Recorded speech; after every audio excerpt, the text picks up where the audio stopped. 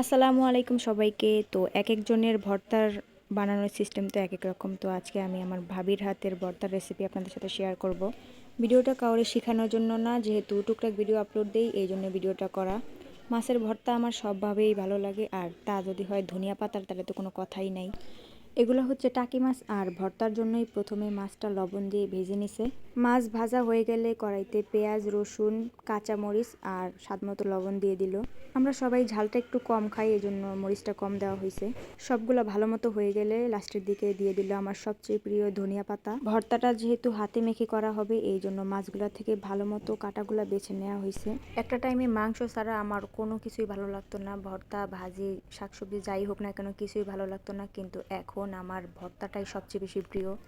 যদিও আমি একটু ভাত কম খাই, কিন্তু যেদিন ভর্তা হয় ওই দিন আমি একটু বেশি ভাত খাই। এতটাই প্রিয় যে ভর্তা হলে আমার আর বেশি কিছু লাগে না। টাকি মাছের ঝোল, তারপর ভুনা, এর থেকে ভর্তাটাই বেশি ভালো লাগে, আর অনেক দিন পর আমার খাওয়া হয়েছে।